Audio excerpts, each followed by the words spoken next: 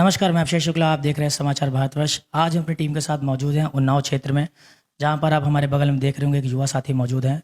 आजकल जहां देश का युवा बेरोजगारी, नौकरी और कई तरह की परेशानियों से ग्रसित है, ऐसे में कुछ युवा निकल कर आ रहे हैं जो समाज के लिए काम कर रहे हैं, अपने साथ साथ समाज का भी भला कर रहे हैं। ऐसा ही कुछ इनका कार्य, एक समाज सेवी हमारे साथ मौजूद हैं। आइए इनसे बातचीत करते हैं, इनके बारे में जानते हैं। और आप हमारे पीछे देख रहे हो कि एक संस्था चलाते हैं, ये कर्म क्रांति सेवा फाउंडेशन, उसके बारे में जानते हैं कि ये और इनकी संस्था क्या करती है क्षेत्र में। आइए बातचीत करते हैं। बहुत बहुत धन्यवाद आपका अभिषेक जी। आप अपने बारे में, अपना नाम और क्या काम है आपका, और आपकी संस्था किस तरह से कार्य करती है क्षेत्र में, इस बारे में थोड़ी सी जानकारी दें। अभिषेक जी, मेरा नाम चेतन मिश्रा है और मैं कर्म क्रांति सेवा फाउंडेशन का संस्थापक और अध्यक्ष हूँ। संस्थापक अध्यक्ष भी कह सकते हैं या एक समाज सेवी कह सकते हैं। उसके बाद में संस्था निरंतर जितने भी दिव्यांगजन हैं, गरीब जन हैं, शोषित हैं, बीमार हैं, पीड़ित हैं, उनके लिए भोजन वितरण का कार्य करती है। और हर सोमवार को, प्रत्येक सोमवार को हम लोग निःशुल्क भोजन रेलवे स्टेशन पे बांटते हैं, जिसमें प्रशासनिक हमें सहायता मिली है, हमें परमिशन मिली है जिलाधिकारी जी द्वारा कि उन्होंने मौखिक परमिशन दी है कि आप लोग जाइए बांटिए। और हम सारे सहयोगी मिल करके, आप अभिषेक जी ये देख लीजिए कि हमारा छोटा सा एक परिवार है उसी में सब लोग थोड़ा थोड़ा कंट्रीब्यूशन करके हम लोग सब लोग एक साथ करके, और निरंतर अभी तक की 24वां भोजन वितरण हम लोगों ने संपन्न किया है। और प्रत्येक भोजन वितरण पे 300 से 400 आदमी भोजन करता है। कैसे आपके दिमाग में कैसे ख्याल आया कि मतलब इस क्षेत्र में कुछ काम करना चाहिए? देखिए, इसके पीछे एक बहुत पुरानी कह लीजिए कि एक यात्रा है। और यात्रा वो 2016 की 2012 की है कि जब मैं 12 से 15 के बीच में मुंबई में कार्यरत था और अपनी नौकरी करता था बतौर फिल्म इंडस्ट्री में बतौर प्रोडक्शन मैनेजर करता था मैं। पर एक समय ऐसा भी आया कि जब मैं वहाँ कॉल सेंटर में नौकरी कर रहा था, और हालांकि कपड़ों से, सूट बूट से मैं अच्छा प्रोफेशनल, आप जैसे कि जानते हैं कि बहुत अच्छा आदमी बना रहता है, लेकिन कभी कभी ऐसा समय आ जाता है कि आपकी जेब में एक भी रुपए नहीं होते हैं। और उस संघर्ष में ऐसा लगता है कि कहीं पे भंडारा चल रहा हो, कहीं खाना चल रहा हो, तो हम जा करके अपनी भूख मिटा सके। इसी क्रम में एक ऐसा समय भी आया कि जब हमारे पास पैसे का बड़ा अभाव था, और पैसे के अभाव में हम देखते थे हमारी जेब में पैसा नहीं था। तो बम्बई में आप जानते हैं कि वड़ा पाव एक बहुत प्रसिद्ध भोजन है, भोजन कह सकते हैं उसको, कि राह चलते सभी लोग उसको खाते हैं। तो एक दिन तो मैं एक वड़ा पाव 10 रुपए का खा करके पूरा दिन पानी पी पी करके मैंने अपना दिन गुजारा। दूसरे दिन एक जगह भंडारा चल रहा था, जहाँ पे मात्र कुछ सहयोग करने से, 1-2 रुपए देने से भरपेट भोजन मिल रहा था। तो मुझे बहुत ही खुशी मिली अभिषेक जी, और बहुत अच्छा लगा कि भाई, जब मेरा पेट भर सकता है तो फिर अन्य लोग। तो ऐसी पीड़ाएं मुझे, मैं निरंतर सड़कों पे जाता रहता हूँ, देखता रहता हूँ।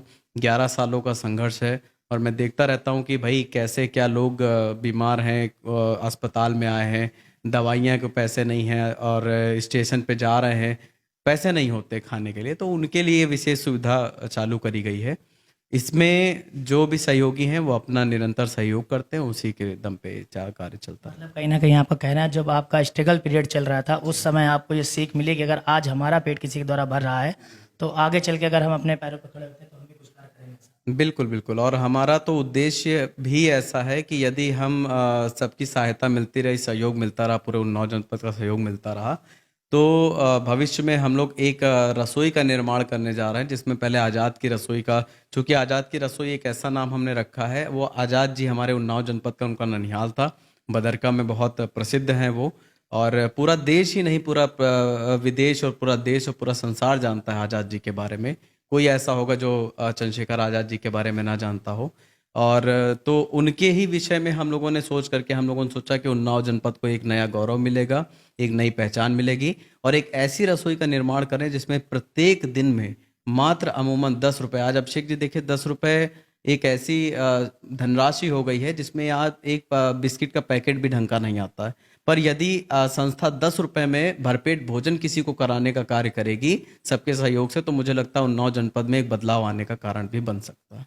जैसे कि आपने बताया कि आपकी संस्था अब आगे क्षेत्र में बड़े एक रसोई का काम शुरू करने वाली है, तो जैसे कि आपकी जो संस्था है वो सिर्फ उन्नाव क्षेत्र में भी काम करी, या बाहर कहीं भी आपने अपनी संस्था का लिए आपके कार्यकर्ता या पदाधिकारी मौजूद है? नहीं, देखिए, अभी तो हम लोग उन्नाव जनपद में लोकल में ही सदर विधानसभा में कार्य कर रहे हैं। और लेकिन हाँ, हमारे सहयोगी, हमारे जो शुभचिंतक, हमारे जो अपने लोग हैं, वो पूरे देश में जुड़े हुए हैं। आप यकीन मानिए कि हम लोगों ने कोरोना काल में जब स्थितियां बड़ी गंभीर हो गई थी, पूरा देश एक दूसरे के प्रति मतलब अच्छी विचारधारा रख के मदद कर रहा था, उसी समय हमने एक सेवा भाव ग्रुप बनाया था। और वो सेवा भाव ग्रुप इतना हाईलाइट हुआ अभिषेक जी कि उसमें तमाम जगह से लोग जुड़े, दिल्ली से जुड़े, मुंबई से जुड़े। तो कर्म क्रांति सिर्फ उन्नाव उत्तर प्रदेश तक ही नहीं है। कर्म क्रांति में तमाम तरीके के लोगों को मदद आती है, तमाम तरीके के लोग मैसेज आते हैं। तो जहां जहां से मैसेज आते हैं उनकी हर संभव मदद कर्म क्रांति के द्वारा होती रहती है। भविष्य में हमारा ये भी प्लान है कि यदि हम उन्नाव में सक्सेस होते हैं तो ये मुहिम चलाएंगे कि पूरे देश में ऐसी मुहिम चलनी चाहिए, और मुझे लगता है कि ये सार्थक मुहिम होगी।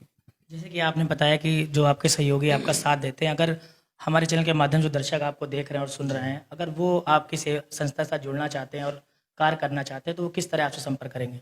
देखिए, संस्था में आप चाहे तो गूगल पे डाल दीजिए, चाहे फेसबुक पे डाल दीजिए, चाहे ट्विटर पे डाल दीजिए, चाहे यूट्यूब पे डाल दीजिए, इंस्टाग्राम पे डाल दीजिए, कुटुंब पे डाल दीजिए। आज हमारी सोशल मीडिया टीम ने और हमारे जितने भी होनहार साथी हैं उन लोगों ने पूरी सोशल मीडिया के द्वारा कर्म क्रांति को अपडेट कर रखा हुआ है।